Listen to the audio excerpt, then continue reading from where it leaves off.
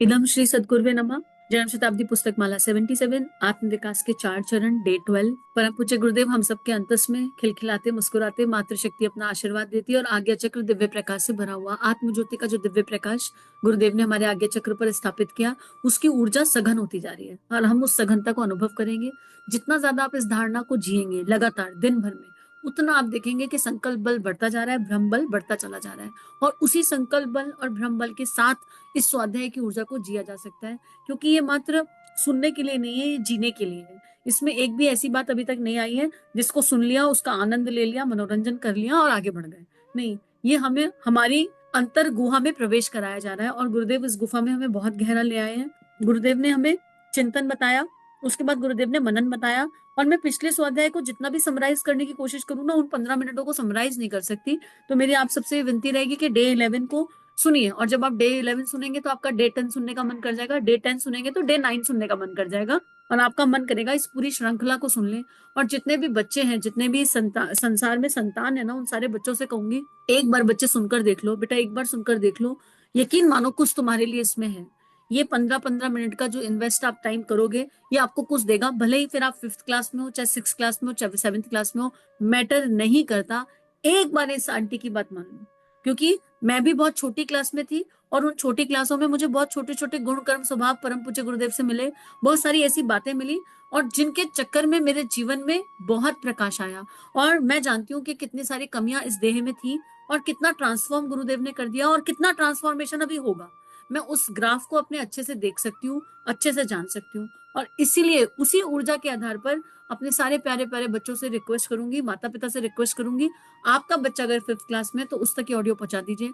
और उससे रिक्वेस्ट करूंगी, तुमने मुझे देखा या नहीं देखा अंतर नहीं पड़ता, लेकिन कोई है जो तुम्हें देख रहा है, और वो जो तुम्हें देख रहा है ना, वो तुमसे बहुत प्यार करता है बेटा।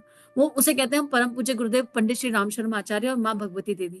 आप उन्हें जानते हो या नहीं जानते हो, वो आपसे बहुत स्नेह करते हैं। इतना स्नेह संसार में कोई कर ही नहीं सकता आपसे। और वो आपको, उनका स्नेह आपको अनुभव हो जाएगा, उनका स्नेह उनकी लेखनी में छुपा है।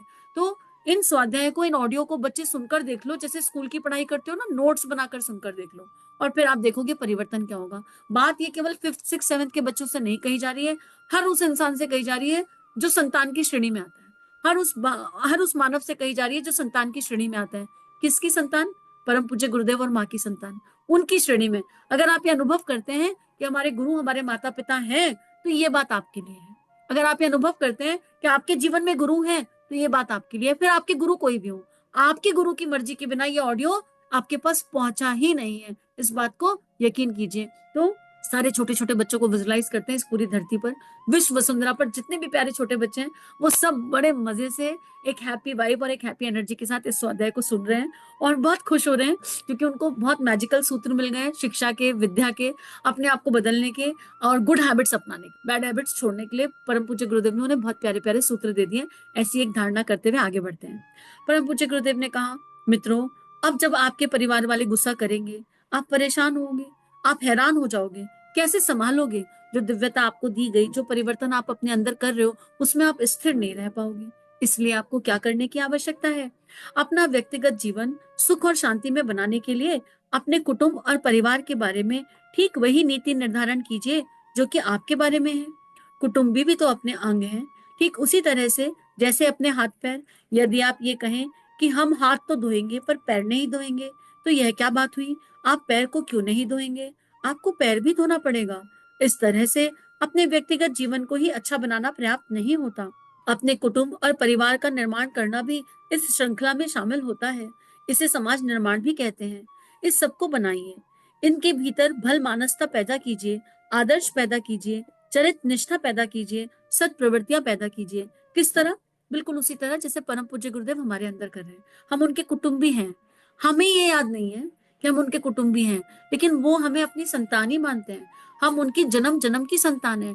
इसीलिए तो, नहीं तो उनको क्या पड़ी थी 3200 किताबें लिखने की?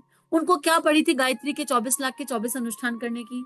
उनको तो जिस दिन दादा गुरुदेव के दर्शन हुए 13 वर्ष की उम्र में, उसी दिन उनको जीवन की खूबसूरती मिल गई। कई कई जगह ये उम्र 15 वर्ष आती है। उसी दिन उनको ईश्वर प्राप्त हो गया था। उनको उसके आगे इतनी मेहनत करने की आवश्यकता क्या थी? उन्होंने ये सारी मेहनत हमारे लिए करी, जैसे हमारे दैहिक माता पिता हमारे लिए मेहनत करते हैं। दैहिक माता पिता, माँ सुबह से उठकर किचन में प्रवेश कर जाती है, फिर नौकरी पर भी जाती है, फिर आकर हमारे खाने की जिम्मेदारी लेती है। पिता हमारे भविष्य को संरक्षित करता है, सुरक्षित करता है, हमें कोई कमी ना आ जाए किसी चीज की, मेटेरियलिस्टिक जो चीजें हमें चाहिए वो लाकर देता है। इसी तरह हमारे ये जन्म जन्म के आत्मा के माता पिता हैं, जिन्हें हम परम पूज्य गुरुदेव वंदे माँ कहते हैं, और वो हमारी फिक्र करते हैं। इसीलिए वो इतनी बारीकी से स्वाध्याय को, इस प्रवचन को लिख कर गए, इस प्रवचन को अवेलेबल करा दिया गया हमारे लिए। तो कुटुंब की जो डेफिनेशन है, परिवार की जो डेफिनेशन है, बस ये वसुदैव कुटुंबकम की ऊर्जा की तरफ शिफ्ट होती जाएगी। जैसे ही हम मैं और मेरा से बाहर आएंगे, हमारी एनर्जीज और आत्मिकता का विस्तार होता जाएगा, और फिर जो दिया जग गया वो जाने कितने दिए जगाएगा, जो स्वयं प्रकाशित हो गया उसके माध्यम से ईश्वर जाने प्रकाश कहाँ कहाँ पहुंचाएगा, इसका अंदाजा नहीं लगाया जा सकता। अब गुरुदेव कह रहे हैं, इस दुनिया का, इस संसार का सबसे बड़ा निर्माण क्या है? आत्मनिर्माण समाज की सबसे बड़ी सेवा। और आत्मनिर्माण की डेफिनेशन गुरुदेव ने हमें समझाई। आगे गुरुदेव कहते हैं, यदि आप संपन्न बन जाएं या बन पाए, इससे कुछ बनता बिगड़ता नहीं।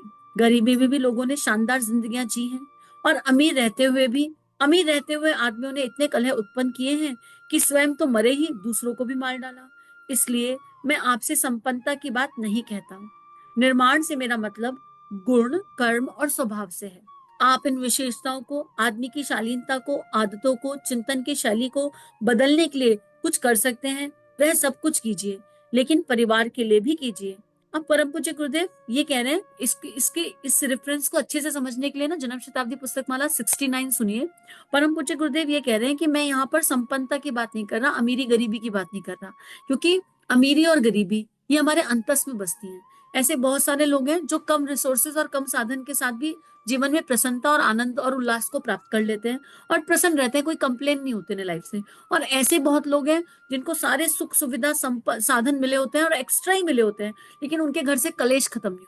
इतना कलेश होता है, इतना लड़ाई झगड़ा होता है, इतना बड़ा घर, घर में 10 कमरे और घर में 5 लोग, और हर हर कोई अपने अपने कमरे में बंद पड़ा रहता है, एक दूसरे की शक्लें भी नहीं देखी होती। ऐसे भी परिवार होते हैं। तो परम पूज्य गुरुदेव कह रहे हैं, मैं इस संपन्नता की बात नहीं कर रहा। ये संपन्नता, ऐसा पैसा अगर आ भी गया तो वो आपके लिए सुख शांति लेकर नहीं आएगा, लेकिन अगर आपने अपने गुण कर्म स्वभाव में परिवर्तन कर लिया, गुरुदेव हम सबसे कह रहे हैं, अगर हमने गुण कर्म स्वभाव में परिवर्तन कर लिया, तो हमारे पास पैसा कितना है, संपन्नता कितनी है, ये मैटर नहीं करेगा, पर सुख शांति कितनी है वो मैटर करेगा। आत्मिक आनंद और संतोष कितना है वो सुकून देगा। और जिसके पास ये सुख शांति, आत्मिक आनंद और संतोष होगा, वो अपने आप को इतना ग्रो कर लेगा, इतना ग्रो कर लेगा कि पांचवी शक्ति, पैसा जो है, जब श्री की एनर्जी पर शिफ्ट हो जाता है तो एक शक्ति बन जाता है, महालक्ष्मी की शक्ति, श्री की शक्ति, ये बाय डिफॉल्ट आएगा। लेकिन महालक्ष्मी अगर रावण और कौरवों के पास रहेगी, दुर्योधनों के पास रहेगी, तो उसका उपयोग नहीं हो पाएगा, उपभोग ही होगा। आने वाले समय में गुरुदेव ने महाकाल और युग प्रत्यावर्तन प्रक्रिया, इस पुस्तक का देव परिवार पर स्वाध्याय अवेलेबल है। गुरुदेव ने उसमें क्लियरली लिखा है, अगर आज आप संपन्न हैं, अगर आज आपके पास समृद्धि है, और आप उस पैसे का, उस संपन्नता का सही उपयोग नहीं कर रहे हैं, अपनी आवश्यकताएं कम करके उस सबको समाज के लिए नहीं लगा रहे हैं, तो आने वाला समय आपके लिए इतनी बड़ी विभीषिका लेकर आएगा, क्योंकि आपकी आदतें खराब हो चुकी होंगी, आपको कम में रहना नहीं आएगा, और आने वाले समय में महालक्ष्मी आपसे रूठ कर चली जाएगी। क्यों चली जाएगी? महालक्ष्मी अब दैवीय हाथों में रहेगी। महालक्ष्मी अब कौरवों के हाथ में नहीं रहेगी, जो 5 इंच जमीन भी नहीं दे पाए। महालक्ष्मी अब रावण के हाथ में नहीं रहेगी, जो नारी का सम्मान नहीं कर सकता। महालक्ष्मी अब संतों के हाथ में रहेगी, भक्तों के हाथ में रहेगी, ऋषियों के हाथ में रहेगी, क्योंकि लक्ष्मी भी चाहती है कि उसका सदुपयोग हो। परम पूज्य गुरुदेव उसमें बहुत क्लियरली लिख कर गए हैं। तो अगर आज हमारे पास सुख है, समृद्धि है, संपन्नता है, तो हम अपने गुणों का विस्तार करें।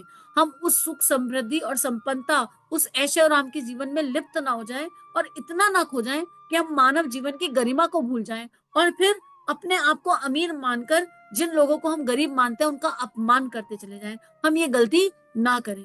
परम पूज्य गुरुदेव कहते हैं, बदलना है तो अपने चिंतन शैली को बदल दीजिए, अपने गुण कर्म स्वभाव को बदल दीजिए। परिवार के पंचशीलों में श्रमशीलता का नाम आता है, सुव्यवस्था का नाम आता है, मितव्यता का नाम आता है, सहकारिता, शालीनता का नाम आता है। कौन से पंचशील है? भगवान बुद्ध ने पंचशील दिए थे। शील मतलब क्या होता है? Values, principle, discipline. शील भंग ना होने पाए, डिसिप्लिन भंग ना होना पाए, आत्मा का, भावना का, विचारना का, ठीक है। और शील केवल दैहिक नहीं होता, हम देह को जोड़ लेते हैं कि फीमेल का या मेल का शील भंग ना हो जाए, ये भी है। श्रमशीलता, श्रम की शक्ति से मुंह चुराते हैं अगर, तो कुछ नहीं हो पाएगा। हर काम में श्रम लगता है, हर काम में। कोई एक ऐसा काम बताओ, हार्ड वर्क करे बिना आउटपुट नहीं आ सकता। हर चीज हार्ड एफर्ट मांगती है, हार्ड वर्क और स्मार्ट वर्क दोनों की आवश्यकता है। लेकिन अगर हम ये सोचें कि हम स्मार्ट वर्क से टॉप पर पहुंच जाएंगे तो कोई फायदा नहीं है। कभी कभी कुछ लोग ऐसे होते हैं आजकल, कुछ रील बनाते हैं बनाते हैं बनाते हैं और अचानक से कोई रील सुपर हिट हो जाती है, और उस रील के सुपर हिट होने से वो लोगों में छा जाते हैं। पर वो जो स्मार्ट वर्क हुआ ना, वो जो name and fame by chance मिला, तो वो जितनी तेजी से मिलता है वो उतनी तेजी से नीचे भी गिर जाते हैं। नेम एंड फेम मिल जाए, रुपया पैसा मिल जाए, तो उसको संभालने की शक्ति कहां से आए? उसको संभालने के लिए गुण कर्म स्वभाव चाहिए। इसके लिए एक एग्जाम्पल ले लीजिए, बड़ा प्यारा एग्जाम्पल लगता है महाभारत की कहानी का, कि अर्जुन बड़ा दुखी रहते थे कि भगवान श्री कृष्ण कर्ण की बहुत तारीफ करते हैं, बहुत ही उनको अंदर से रहता था, ऐसी क्या बात है कर्ण में जो मुझ में नहीं है। भगवान ये भाप गए कि क्या हो रहा है, तो भगवान ने कुछ नहीं कहा। भगवान ने अर्जुन के मन की बात मानकर भाप कर एक एग्जाम्पल सेट किया। उन्होंने कर्ण और अर्जुन दोनों को बुलाया और दोनों को एक एक गांव दिया और बोला, उस गांव में एक पहाड़ है, सोने का पहाड़, दोनों गांव में जाओ और उस पहाड़ पर जितना भी सोना है उसको पूरे गांव वालों में बराबर बराबर बांटो। दोनों को ये काम दिया गया। दोनों बड़े गरिमा के साथ कृष्ण, भगवान कृष्ण को नमन करते हुए चले गए। ठीक है, चले गए। कर्ण लौट कर आ गए 1 घंटे के अंदर अंदर, और अर्जुन लौट कर ही नहीं आए। अर्जुन को रात हो गई, अगला दिन भी लग गया। और जब अर्जुन लौट कर आए अगले दिन, तो देखते हैं कि कर्ण तो बड़े आराम से सो रहा है। तो उन्होंने भगवान श्री कृष्ण से पूछा, ये कैसे लौट कर आ गया? तो भगवान बोलते हैं, ये तो 1 घंटे में ही लौट कर आ गया था। तो अर्जुन को बड़ी हैरानी हुई कि इतना बड़ा पहाड़ सब लोगों में इक्वली बांटना था, ये 1 घंटे में लौट कर कैसे आ गया? तो भगवान मुस्कुराते हुए पूछते हैं कर्ण से, कर्ण तुमने क्या किया? और अर्जुन तुमने क्या किया? अर्जुन कहते हैं, मैंने पहले सारे गांव वालों को इकट्ठा किया, उसके बाद सारे गांव वालों को इकट्ठा करके उनकी परिस्थिति देखी, उनकी मनस्थिति देखी, और फिर डिसाइड किया किसको क्या मिलना चाहिए, कैसे मिलना चाहिए। और इस समय में मेरा रिसर्च करने में बहुत टाइम खर्च हो गया। अर्जुन तो भगवान श्री कृष्ण मुस्कुराए। अब कर्ण से पूछा, कर्ण तुमने क्या किया? कर्ण बोला, मैं गया, मैंने वहां के पंचों को इकट्ठा किया, उनकी इंक्वायरी करी कि इनमें देवता समान इंसान कौन है। मुझे 4 लोग मिल गए जिनकी सबने पूरे गांव ने तारीफ करी कि ये बहुत देवता है, ये बहुत देवता है, ये कभी अन्याय नहीं करते। मैं पूरा पहाड़ उन्हें दे आया, उसमें मेरा था क्या कि आपस में मिल लो, बांट लो, पूरे गांव का ध्यान रखना, और लौट कर आ गया। अब इस कहानी से क्या मिलता है, हम खुद जान लें और खुद समझ लें कि कर्ण और अर्जुन के बीच में भेद क्या था। अर्जुन समझ गए, अर्जुन कर्ता भाव में चले गए थे, इसीलिए कर्ण को दानवीर कहा जाता है। कर्ण ने उस पहाड़ पर अपने अथॉरिटी नहीं करी, उस पर अपना आधिपत्य नहीं जमाया, और उसको सही हाथों में सौंप कर फ्री हो गए। ओनरशिप ही नहीं ली पहाड़ की। अर्जुन ने पहाड़ की ओनरशिप ले ली। अब अगर हम जीवन की ओनरशिप लेंगे तो जीवन पहाड़ जैसा हो जाएगा। ओनरशिप क्यों लेनी है जीवन की? अगर हम अमीर हैं तो किसी को गरीब क्यों मानना है? अमीरी और गरीबी केवल एक फ्रिक्वेंसी है। तो परम पूज्य गुरुदेव ये कह रहे हैं कि अगर तुम संपन्न हो पर तुम्हारे पास गुण कर्म स्वभाव नहीं है, तो तुम उस संपन्नता को संभालते संभालते अर्जुन के जैसे थक जाओगे एक दिन, और यही नहीं समझ पाओगे कि तुमसे भूल और गलती कहाँ हो रही है, यही नहीं जान पाओगे कि दिशा क्या है, ठीक कहाँ करना है। तो मित्रों, बस इन 5 शीलों को समझ लेते हैं, इनकी दिव्यता को कल जानेंगे। श्रमशीलता, सुव्यवस्था, इसका मतलब है ऑर्गेनाइज्ड रूटीन, ऑर्गेनाइज्ड भावनाएं, ऑर्गेनाइज्ड विचारणाएं, ऑर्गेनाइज्ड एक्टिविटीज, हर चीज सिस्टमेटिक। जैसे सूर्य सिस्टमेटिक है, अपने सिस्टम से आता है, अपने सिस्टम से जाता है, बिल्कुल ऐसे टाइम टेबल। टाइम टेबल किसका? दैहिक नहीं, भावनाओं का भी टाइम टेबल, विचारणों का भी टाइम टेबल। उसके बाद मितव्ययता, मितव्ययता यानी कंजूसी नहीं, नीड और ग्रीड का अंतर समझना, रिक्वायरमेंट और लग्जरी का अंतर समझना। मेरी आवश्यकता क्या है? मुझे, मैं शॉपिंग करने गई और मैंने 10 जोड़ी कपड़े खरीद लिए। मेरी अलमारी में पहले कितने थे? क्या मुझे इस बात का अंदाजा है? क्या मुझे वाकई में 10 जोड़ी कपड़ों की आवश्यकता है? क्या मुझे अंदाजा है? हमारी रिक्वायरमेंट क्या है? हम क्यों पैसा खर्च कर रहे हैं, कहाँ पैसा खर्च कर रहे हैं, बार बार अपने आप से पूछना पैसा खर्च करने से पहले। अब पहले अपने लिए अप्लाई करना, किचन में कितने बर्तन है और कितनों की आवश्यकता है। सेल लगी है तो 2 कढ़ाई एक्स्ट्रा उठा लो, और फिर क्या होगा, वो रखी रहेंगी। रजाई बहुत फ्री में मिल रही है, घर में 4 रजाई है, एक और ले लें, बहुत सुंदर लग रही है इसलिए ले लें। 2 बेडशीट है, एक और ले लें। हमें ये समझना होगा कि मितव्यता की श्रेणी में आती है। उसके बाद सहकारिता और शालीनता, सहयोग करने की शक्ति। हर कार्य मिल बांट कर करना। Don't be the centre of attraction कि सब कुछ हम ही करेंगे, हम ही, हमारे से ही सब कुछ होगा और हमारे अंदर वो शक्ति है कि हम सबका सब निपटा लेंगे। नहीं, सहयोग की एनर्जी और शालीन विनम्रता, शालीनता और विनम्रता, मॉडेस्टी, इतना प्रेम अंदर हो। आवरण कई बार कठोर हो सकता है पर अंतःकरण इतना विनम्र हो, इतना शांत हो, इतनी शालीनता, इतनी नम्रता हो। शालीनता और नम्रता जिसके पास होगी वो सदा सबका सम्मान करेगा, वो किसी का भी अपमान नहीं कर सकता। शालीनता इतना बड़ा गुण है कि वो किसी किसी भी वर्ग के किसी भी इंसान का अपमान नहीं करने दे सकती, भले ही वो दैहिक दृष्टि से, हमारी छोटी दृष्टि से कोई बहुत बुरा काम कर रहा हो, तब भी आप उसकी बुराई नहीं करेंगे। शालीनता वो शक्ति है जो रावण के भी गुण दिखा देती, शालीनता वो शक्ति है जो दुर्योधन के भी गुण दिखा देती है, उन्हें भगवान का प्रिय पात्र बता देती है, उनके लिए भी मन में सम्मान जगा देती है और कहती है इन लोगों से ये तो सीख ही सकते हैं कि ये नहीं करना है, तो ये कितने बढ़िया लोग हैं, हमें तो सिखा गए, अपने जीवन को कष्ट में बनाया तो बनाया, लेकिन हमको कितनी सुंदर बात सिखा गए। तो मित्रों, आज का स्वाध्याय यही समाप्त करते हैं, गुरु चरणों में अर्पित समर्पित करते हैं और समझ लेते हैं कि आत्मनिर्माण समाज की सबसे बड़ी सेवा, और आत्मनिर्माण होगी कैसे, इसके सूत्र गुरुदेव दे ही रहे। प्यारे प्यारे बच्चों को बहुत बहुत बहुत सारा प्यार। आपने इतनी बात सुनी, इसके लिए आपका जीवन, मतलब आपने सुन ली ना, इसी के लिए बहुत सारा ग्रेटिट्यूड है आप लोगों को। और बस यही प्रार्थना करूंगी कि वो परमपिता आपको देख रहे हैं, वो दिव्य शक्ति जो इस संसार को चला रही है वो आपको देख रही है। यकीन कीजिए उनकी निगाह आपके ऊपर है और वो आपसे बहुत प्यार करते हैं। लेकिन अगर बेटा पंखे की हवा चाहिए तो पंखे के नीचे बैठा जाता है, एसी की हवा चाहिए तो एसी चला के उस रूम में बैठा जाता है। वो शक्ति आपसे बहुत प्यार करती है। आप उनका प्रेम अनुभव करना चाहते हैं बेटा, तो उनके स्वाध्याय को सुनिए, जानिए, समझिए, थोड़ा उनके संरक्षण में बैठिए। बस 5 गायत्री मंत्र रोज आंख खुलते ही और 5 गायत्री मंत्र सोने से पहले, इसी भावना के साथ कि आप हमें देख रहे हैं परमपिता, आप हमारे गुरु हैं, हमारी माँ है, हम जान गए और हम अब आपकी तरफ, आपकी गोदी में सो रहे हैं और आप जब उठे तो आपकी ही गोदी में सोकर उठ रहे हैं। इसी भावना के साथ सभी बड़ों से प्रार्थना कि ये स्वाध्याय जिस भी बच्चे को जानते हैं उस तक पहुंचा दीजिए। क्या पता ये एक स्वाध्याय उनको पूरी बुक सुनने के लिए मोटिवेट कर दे, क्या पता ये एक स्वाध्याय उनके अंतस में परम पूज्य गुरुदेव वंदे माँ का प्रेम स्थापित कर दे, और क्या पता भी, क्यों कहूँ, पूरा यकीन है कि ऐसा ही होगा। बच्चे की उम्र क्या है मैटर नहीं करता, पर 5th क्लास एक मोटी मोटी एज है। अगर आपका बच्चा 4th 5th 6th में है, 4th क्लास ऑनवर्ड्स किसी भी एज ग्रुप में बच्चा है तो उसको पहुंचा दीजिए, और उन सब लोगों को पहुंचा दीजिए जो ये सोचते हैं, ये समझते हैं, ये जानते हैं कि हम उस परमपिता की संतान हैं, जिनके अंदर वो बाल भाव है, और हम सबके अंदर ही अपने गुरु के प्रति वो बाल भाव है।